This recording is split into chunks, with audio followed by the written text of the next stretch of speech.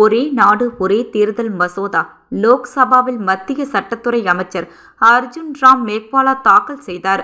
மசோதாவிற்கு எம்பிக்கள் 269 பேர் ஆதரவு தெரிவித்து உள்ளனர். 198 பேர் எதிர்ப்பு தெரிவித்துள்ளனர். லோக்சபா மற்றும் மாநில சட்ட சபைகளுக்கு ஒரே நேரத்தில் தேர்தல் நடத்த பிரதமர் நரேந்திர மோடி தலைமையிலான மத்திய அரசு நடவடிக்கை எடுத்து வருகிறது. இது குறித்து ஆராய்ந்து மத்திய அரசுக்கு ஆலோசனை வழங்குவதற்காக முன்னாள் ஜனாதிபதி ராம்நாத் கோவிந்த் தலைமையில் உயர்நிலை குழு அமைக்கப்பட்டது. அந்த குழுவினர் அனைத்து கட்சிகள், சமூக அமைப்புகள் உட்பட பல்வேறு தரப்பினருடன் ஆலோசனை நடத்தினர். மார்ச் மாதத்தில் குழுவின் அறிக்கை ஜனாதிபதி திரௌபதி முர்முவிடம் அளிக்கப்பட்டது.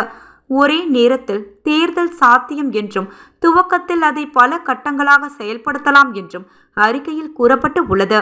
மேலும் இதற்காக பல சட்ட திருத்தங்கள் செய்ய வேண்டும் என்றும் அறிக்கையில் கூறப்பட்டுள்ளது.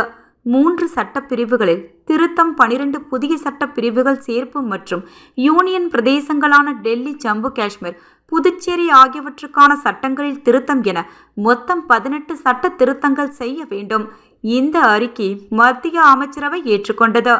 அதன் அடிப்படையில் மசோதா தயாரிக்கப்பட்டது.